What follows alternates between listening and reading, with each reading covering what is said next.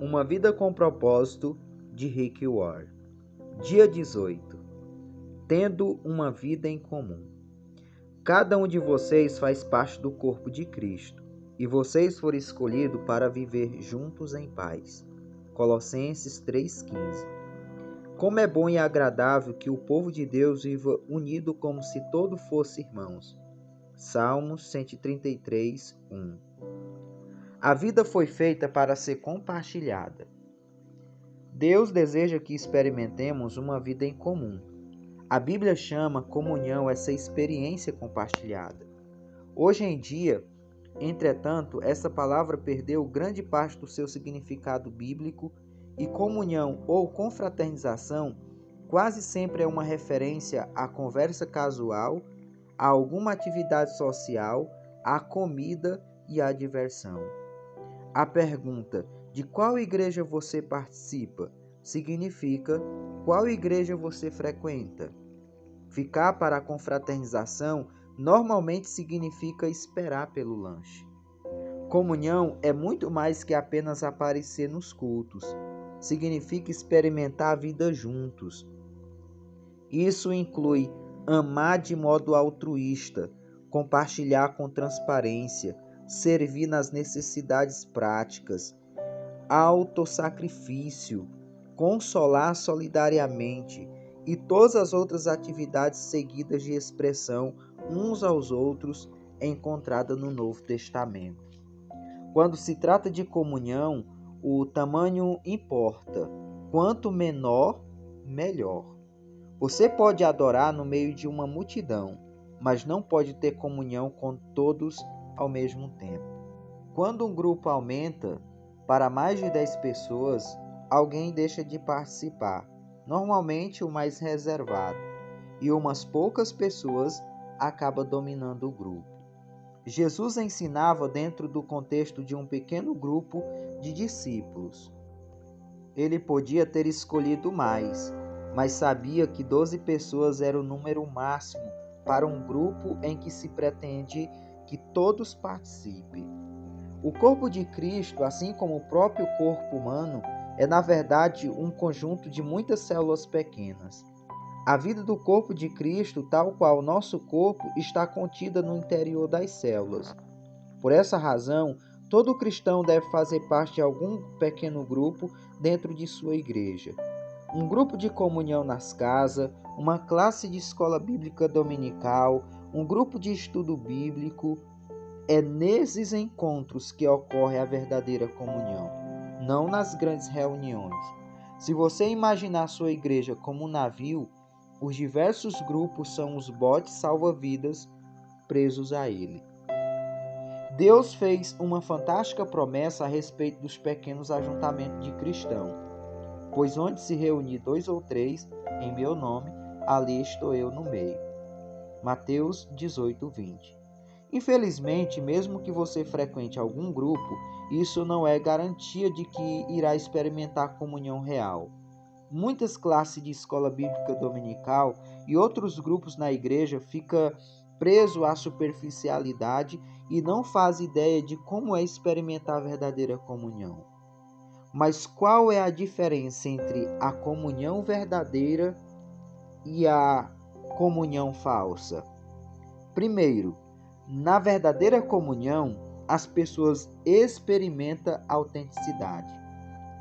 A comunhão autêntica não é superficial, não se resume a conversa sobre banalidades. É genuína, de coração para coração, às vezes chegando ao ponto de compartilhar assuntos íntimos. A comunhão ocorre quando as pessoas se mostram honestas a respeito de si mesmas e do que está acontecendo em sua vida. Elas dividem mágoas, revelam sentimentos, confessam falhas, dão a conhecer dúvida, admite medos, reconhece suas fraquezas e pede ajuda e oração. A autenticidade é exatamente o oposto do que você encontra em algumas igrejas. Em vez de uma atmosfera de honestidade e humildade, há uma conversação fingida, encenada, politiqueira, superficialmente educada e frívola. As pessoas vestem máscara mantém a guarda e age como se sua vida fosse bem-sucedida em todos os aspectos. Essa atitude decreta a morte da verdadeira comunhão. Somente quando somos sinceros sobre nossa vida é que experimentamos a real comunhão. A Bíblia diz: se porém andarmos na luz como Ele está na luz, temos comunhão uns com os outros. Se afirmarmos que estamos sem pecado, enganamos a nós mesmos e a verdade não está em nós. 1 João 1, 7 e 8. O mundo pensa que a intimidade ocorre no escuro, mas Deus diz que ela faz parte da luz. As trevas são usadas para esconder ferimentos, erros, medos, fracassos e falhas. É na luz que os trazemos todos para um lugar aberto e admitimos quem realmente somos. Naturalmente, ser autêntico exige coragem e ao mesmo tempo humildade. Significa enfrentar o medo de ser exposto, da rejeição e de ser novamente magoado. Por que alguém correria tal risco?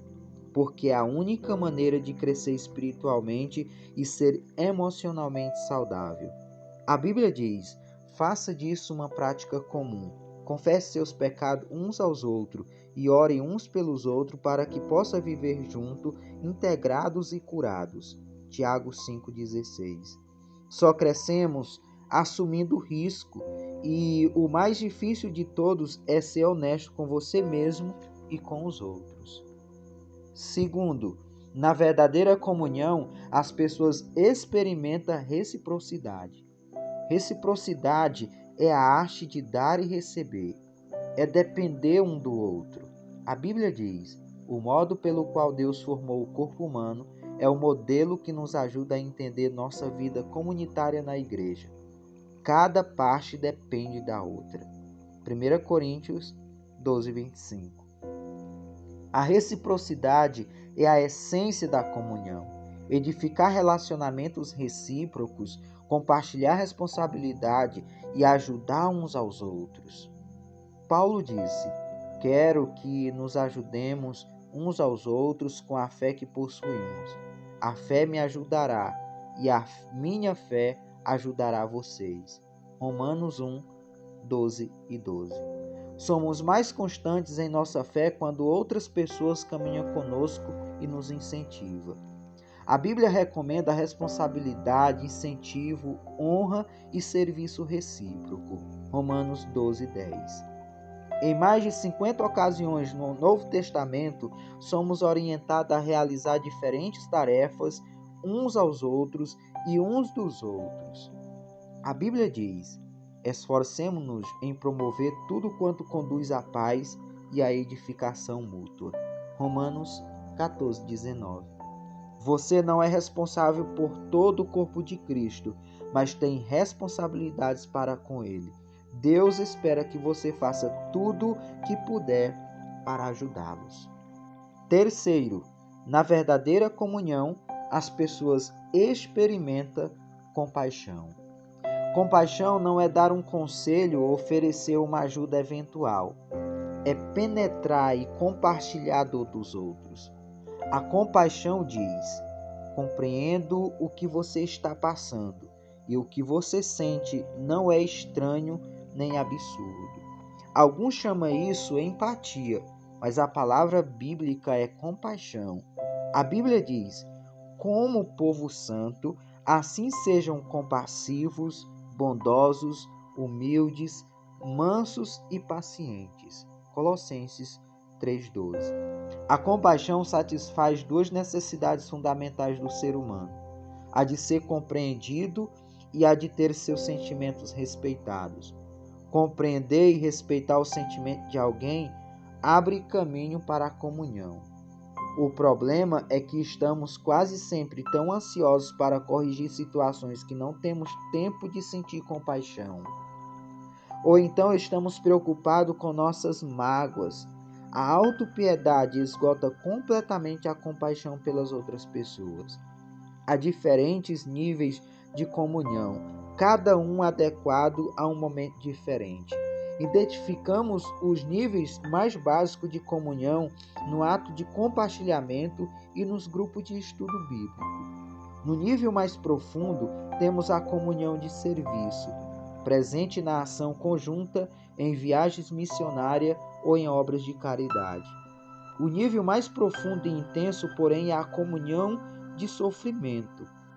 Filipenses 3:10, Hebreus 10:33 e 34, que ocorre quando tomamos parte da dor e das aflições uns dos outros e carregamos o fardo uns dos outros.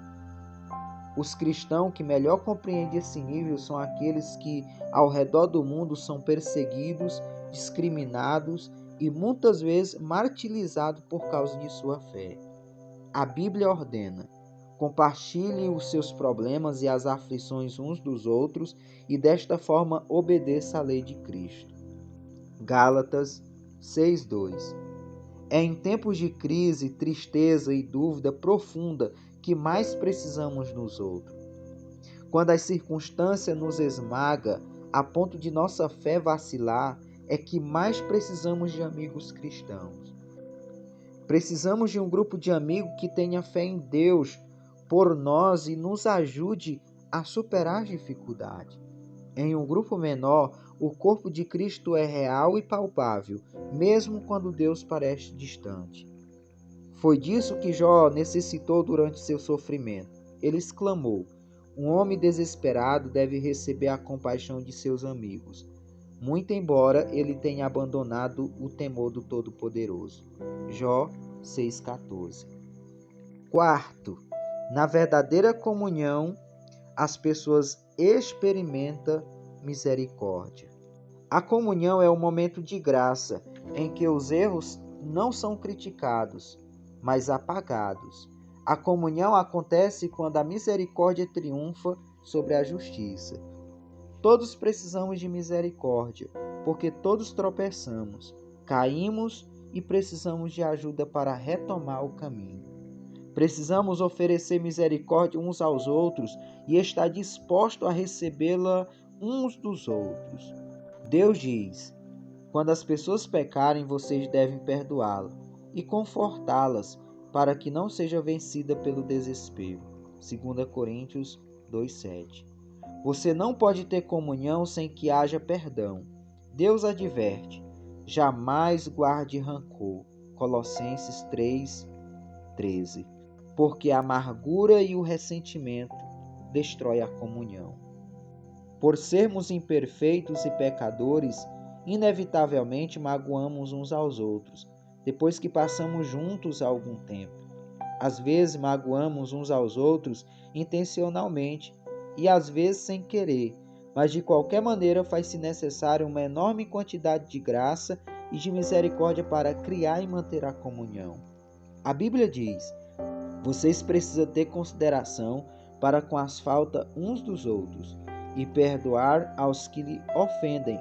Lembre-se, o Senhor perdoou vocês, por isso vocês devem perdoar uns aos outros. Colossenses 3:13. A misericórdia de Deus para conosco é um estímulo para que sejamos misericordiosos uns com os outros. Lembre-se, jamais lhe será pedido que perdoe alguém mais do que Deus já lhe perdoou. Sempre que for magoado por alguém, você terá uma escolha: usar sua energia e seu sentimento para buscar vingança ou para encontrar uma solução. Você não pode optar por ambas as coisas. Muitos relutam em praticar misericórdia porque não sabem a diferença entre confiar e perdoar. Perdoar é esquecer o passado. Confiar em relação a um comportamento futuro. O perdão deve ser imediato, tenha ou não a pessoa pedido por ele. A confiança é reconstruída com o decorrer do tempo. Confiança exige antecedentes. Se alguém o magoa repetidamente, Deus lhe ordena que perdoe imediatamente, mas não espera que você volte a confiar imediatamente ou que continue permitindo que tais pessoas o magoem. Elas devem mostrar que mudaram com o tempo. O melhor lugar para restaurar a confiança é no contexto de apoio mútuo de um grupo que promova tanto o encorajamento quanto a responsabilidade mútua. Você experimentará muitos outros benefícios a fazer parte de um grupo da igreja comprometido com a verdadeira comunhão. Trata-se de algo essencial à vida cristã e não pode ser ignorado. Há mais de 2000 anos, os cristãos vêm se reunindo regularmente em grupos para buscar comunhão. Se você nunca fez parte de um grupo ou de uma reunião como essa, não sabe o que está perdendo. No próximo capítulo, veremos o que é necessário para criar esse tipo de comunidade com os outros fiéis. Mas espero que este capítulo tenha deixado ansioso para experimentar a autenticidade, a reciprocidade, a compaixão e a misericórdia da verdadeira comunhão. Você foi criado para viver em comunidade. Dia 18. Pensando sobre meu propósito de vida. Tema para reflexão: preciso de outras pessoas em minha vida. Versículo para memorizar: compartilhe os seus problemas e aflições uns aos outros e desta forma obedeça à lei de Cristo. Gálatas 6:2.